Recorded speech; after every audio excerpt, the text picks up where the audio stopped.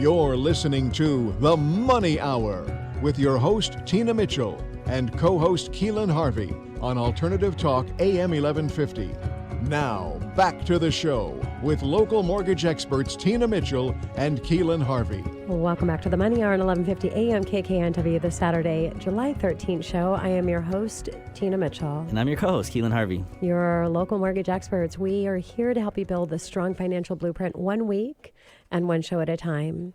If you're hearing our show at a different time or day, you are listening to rebroadcast, but we're here to help you or connect you with the guests that we have on the show. Please call the show at 1-855-400-1150. Again, that's 1-855-400-1150 or online at themoneyhour.com. And handpicked all of our guests, as we do each week, but we got 3 women and a Keelan today. And a Keelan. I love that. And another very special person with a very special message. And I just think it's a special show because I have so much respect for anyone that's in the coaching space and all of the effort that they're putting to make a difference. And so our next guest is Marcelle Allen of Dreamosity. Sounds so beautiful, Dreamosity. How creativity can improve your relationship with money. Marcelle, thank you for coming back into studio again. Yeah, of course. So happy to be welcome back. Thank you. A little bit about Marcelle. Marcelle Allen is the author of Financial Joy, a local social media manager and laughter coach. She motivates authors, artists, and achievers to get curious and confident about their financial situation while leveraging social media to grow their business. Money and laughter. Love it. She supports others in understanding the pattern of their sales system, marketing efforts, and financial results. She helps clients with marketing, advertising, and is the creative force behind her consulting agency, Dreamosity. Marcelle is also the co-owner of Laugh Tech, where she trains folks to be more memorable and humorous when developing content for their online campaigns. She wants everyone to realize that the minute you start to use video, you now entered the entertainment industry. So put some laughter in that.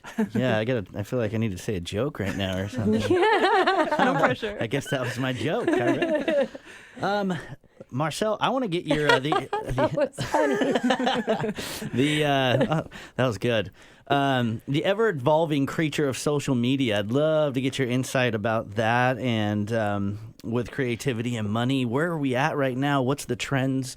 Give me an update on this. Yeah, so storytelling is always amazing and valuable, but what I'm seeing now is visual storytelling. So with the rise of Facebook stories and Instagram stories, the ability to do really thorough explanations, to be more of an entertainer, but to have a humble approach to teaching where you do a lot of show and tell and you actually explain with visuals. So not just the talking head, but the showing the document, showing the process, showing the subject and the location, right? So for our last guest here, for her to show and tell of that results circle will help her drive forward so people can visually see and hear what she's talking about. So are you talking like the show and tell with the traditional PowerPoint massive and getting up on those slides, or give us an example of what that, like for me, I do my keynote Tragedy to Triumph where I share my story and I have pictures of my family that are part of my story. Mm-hmm. But what else can I do to take it to the next level? Yeah. So from a social media perspective, not just your presentation, because you'll probably have somebody broadcast that live for you, but behind the day-to-day of Tina Mitchell, right? Show us where you're at. Show us who you're with. Show us the documents you're using. Explain things, right? So sometimes we get stuck in this talking head thing where we just talk and I have a camera on me right now, but it's like if I could show and tell. Because that's our behind the scenes of the Money Hour, which is good, right? People like to see something because our attention spans are so short. And if they don't resonate in those first 3 seconds, they're gone. So if you have visuals that really support that story, you're going to do a lot better with your online campaigns. Yeah, love that. How are millennials embracing video to learn and teach complex topics? Yeah, Marcelle? So as a millennial, I can speak from experience here, but we are resourceful creatures. We're creative and we want to understand what we don't know. And so we are going to whatever platform we choose to learn, to study, to find out. And I used to do a lot of searching on Google or YouTube, and now I'm searching on Instagram, right? So the platforms are shifting, but people are very eager to learn things about budgeting, around how to get their first home, how to refinance, right? They're going online to learn as much as they can before they make a big decision. And they're actually becoming experts now. Once they've gone through the process, they will turn around real quick and teach what they know. So they are evolving quickly. So I encourage people to embrace that. This makes me think of because I use it all the time, your mortgage triangle software. When we show people loan options side by side, that's an extremely powerful tool, because if I was just to spout that out at somebody, they'd have absolutely no idea what I was talking about, because we're speaking mortgage gibberish. Exactly. And it's numbers. Numbers make it even worse. So if you can put those numbers in a visual place that actually highlights the most important numbers, but still gives them all the details behind that they can look at if they want to. Yeah. And that gives them the Thanks confidence. for the shout out. Yeah, I was just going to say. Loan officers that are listening, Mortgage Triangle software, it's the best software on the market. My clients literally, after it gives them the confidence to go out there and put in offers, because they understand it, right? With a visual, as Marcelle is saying, which is our show and tell. So how can other professionals get their ideas out faster, and what tips would you have for those leveraging video? Okay, so if everybody in the studio picks up their iPhone or their smartphone, and if you were to go to shoot a selfie video, right? If you pick up your phone and you do the selfie video and you're talking about, here you are, here's what you're doing, then flip that around and show what you're doing, show the agenda, show the document, show the cool thing. And then again, with those micro stories, we can flip back and forth from here's me, here's my subject, here's me, right? So if you go back and forth, it keeps people engaged. Because if I've got 10 minutes of one talking head, it's a little bit hard to engage sometimes. So if you go back and forth when you're doing your micro that's stories. Scary. That's scary, Keelan. I'm doing it right now. She's giving us a visual And, as we speak. and what it's doing is it's limiting our need to do video editing. So a lot of the post-production time can be cut out when we do self-editing, when we kind of plan the visuals, whether it's the person or the subject we're showing. It can actually, we're editing as we go, which is kind of this cool, crazy trend where people are just, everyone's a filmmaker, it seems like. That's so cool. Marcelle and Victoria will make note of this, our behind-the-scenes videographer. Is we need to get you into Power Hour Lunch and Learn with all of the real estate agents, because they, especially with agents, because they're all about creating story and the relationship around the story of homeownership. Yep. So this could be really powerful message. Yep. So we'll get you on the calendar for 2020. All right, so let's shift a little bit. Is there a great example of a financial expert using creativity well? Yeah, so check out the Budget Mom on Instagram. She's also on YouTube. Mom. She's a young millennial who had like $88,000 of credit card debt and showed her story in social media of how she dug out of that hole. And it was show and tell. It wasn't just talk, it was show. And she uses this great method with cash envelopes and just budgeting. She made budgeting fun with highlighters and got really creative with it. And so I actually used to hate budgeting. I thought it was dumb and stupid. I didn't really like it. And now I'm like, ooh, this is fun. I like it. Right? So anytime you can help your client transform their experience, and like Rayanne was saying earlier with our mindset, if we can go from that kind of, I can't do this, to I'm capable, right? If you can extend that empowerment to your audience, you win. And also on that, as a reminder, is with Budget Mom, I would imagine that Budget Mom targets strategically her perfect audience that are most likely going to connect with her, and that's other mothers. That, so I just think that it's so great. I think we're talking about just organically today about your message, the name of your company, what you're doing and who you're targeting, and critically important.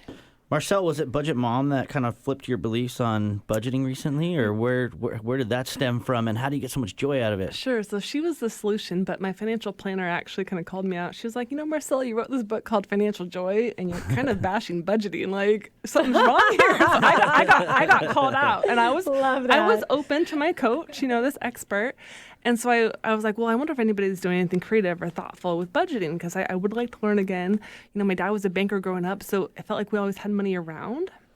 But I've learned the difference between intentional earning, which is what Financial Joy is all about. How do we earn more? Where intentional spending is more the budgeting conversation.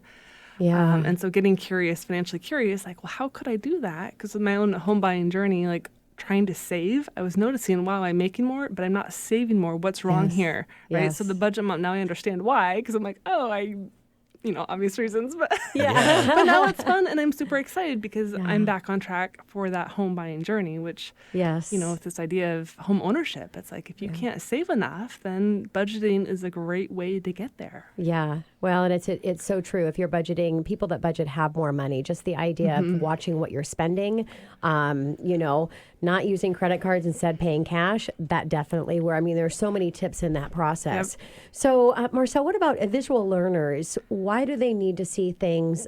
I'm talking about myself as well. You see things so many times, and then finally, through that process, it connects with you. Yeah, and that's what I was saying about the visual storytelling is I'm one of those visual learners. I can't just hear it once and be done. Like, my brain's not that quick. Not And yet, at least. I don't know anybody's that is. Yeah, but anytime you can repeat, rephrase, repurpose, help people thoroughly understand, what you're talking about, you're going to have a better conversion rate if you can actually get them to buy in fully, join your community, and just follow your process. And that's something really important for any expert to, keep the attention, but know that you're teaching to visual learners, audio digital learners, right? We're all different. But for me, I didn't really understand a topic until I could teach it. So once I could teach something, then I got, there's like a level of expertise or mastery even. Yeah. So if you're frustrated with something, set a challenge to see if you can learn to teach other people how to do that thing. Yes. Yeah. I love it. So ultimately, Marcelle, the goal is financial joy. So how does setting up like a financial ritual, how does that help you to ultimately achieve that financial joy that everybody's seeking? Yeah, so this is this concept that I've thought about after I wrote the book, but in the book I talk about doodling the data. But how often do we do that? Is it important to do it weekly or monthly or just annually? And to me, it goes from if I'm going to be a victor of my finances, if I'm going to be aware and in control, I need to pay attention, right? Yes. So how do I do that and make it fun, right? Whether it's I go somewhere pretty for the day to relook at the numbers, or if I have a nice glass of wine or have friends over.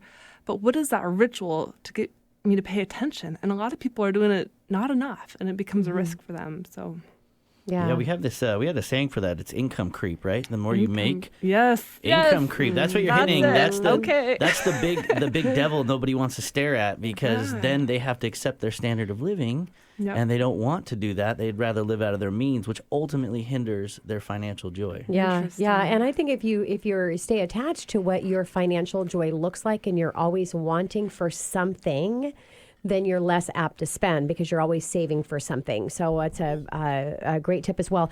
So as we're wrapping up our time here, Marcelle, let's wrap up with awareness. And is awareness enough when setting your financial ritual? I think it's the beginning of it, right? You want to be aware, but unfortunately, like with financial abuse, or you were saying before, when people are deceptive and they're not very forthright with their information, if you want to protect yourself and your assets, you need to be more than aware, but you need to be on top of it so you know what's going on with all your financial accounts. And so it's important to be aware of it, but also to build your team. That was the final thought, is build a team of experts. Call into a mortgage expert if you don't know what that thing in the mail is. Work with a coach if you're struggling with your mindset around earning. Work with a budgeter or a financial planner if you don't, if you're having what you call income creep. Income creep. Yeah, Yep, income you got some creep. income problems. Yeah. And then if you want to leverage your time on social media, call me. Yes. Right? Love it. I love that. Marcelle, thank you so much for coming back in studio. It was a real pleasure to have you here today. Thank you so much. And for more information to get connected with Marcelle, call the show at 1-855-400-1150 or go online at themoneyhour.com. Coming up next on The Money Hour, are you ready to be in a relationship? Dee Gupa of D Coaching, right here at 1150 a.m. KKNW after this short break.